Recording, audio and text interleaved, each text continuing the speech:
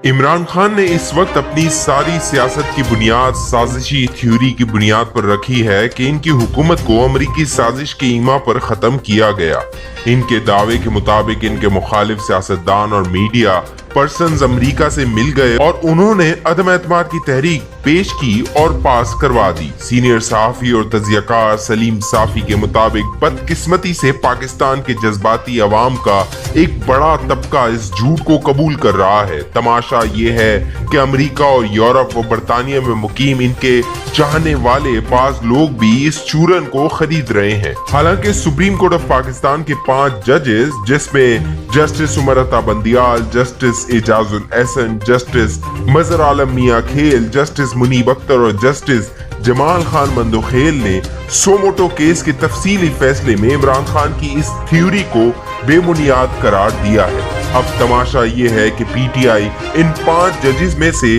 3 जजेस, जिसमें justice Umar Ata Bandial, justice Ejazul Ehsan और जस्टिस मुनीब अख्तर की पंजाब हुकूमत के बारे में फैसले की तो तहसीन कर रही है, लेकिन दूसरी तरफ अपनी सारी सियासत की बुनियाद इस वक्त एक ऐसी साजिशी थ्योरी को बनाया है जिसे इन 3 जजेस समेत 5 जजेस ने झूठ और मफरूजा करार दिया। गोया अमरीकी साजिश के हवाले से इमरान खान का बयानिया सुप्रीम कोर्ट ऑफ पाकिस्तान से सर्टिफाइड झूठ है। मसलन इस तफसीली फैसले में 5 जजेस के बेंच ने मुत्तफिका फैसले में लिखा है कि 7 मार्च 2022 को अमेरिका में पाकिस्तानी सफीर ने खुफिया मुरासला भेजा था, लेकिन 27 मार्च तक इमरान खान या किसी और हुकूमती ओहदेदार ने इसका कोई जिक्र नहीं किया। तफसीली फैसले के सफा 9 पर सुप्रीम कोर्ट ने लिखा है कि इमरान खान के इल्जाम के एक रोज बाद यानी 28 मार्च को कौमी असेंबली में बहस के दौरान किसी हुकूमती रुकन ने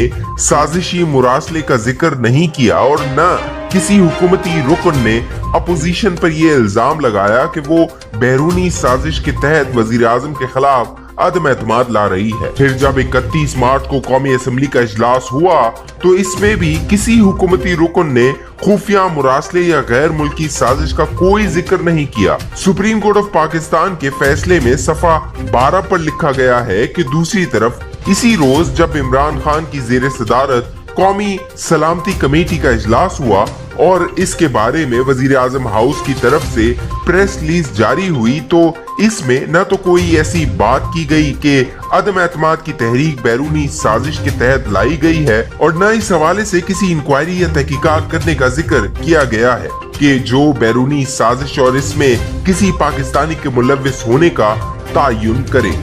सुप्रीम कोर्ट के फैसले के मुताबिक जब नेशनल सिक्योरिटी कमेटी की तरफ से किसी ठोस इकदाम का फैसला नहीं हुआ तो ये इस बात की निशानदेही करता है कि शायद बैरूनी साजिश के हवाले से काफी शवाहिद मौजूद नहीं थे। सुप्रीम कोर्ट ऑफ पाकिस्तान ने अपने फैसले में सफा 32 पर लिखा है कि हुकूमती वकील की जानिब से डिप्टी स्पीकर के इकदाम के लिए दलील के तौर पर उसके बाज मंदरजात अदालत को बताए गए, लेकिन खुफिया मुरासला अदालत को नहीं दिखाया गया। सफा 36 पर एक बार फिर इस बात का आदा किया गया है कि हुकूमत की तरफ से न तो खुफिया मुरासला दिखाया गया और न ऐसे शवाहिद पेश किए गए जिससे ये साबित हो कि कौमी असेंबली में अदम एतमाद की कार्रवाई गैर मुल्की साजिश के तहत हुई या किसी सियासी जमात से कहा गया हो कि वो अदम एतमाद की तहरीक को वोट दे। डिप्टी स्पीकर ने गैर मुल्की साजिश से मुतल्लिक जो तफसीली मौक़िफ़ अदालत में दिया, इसमें वो खुद तस्लीम करते हैं कि जो मवाद इनको दिखाया गया वो नामुकम्मल या फिर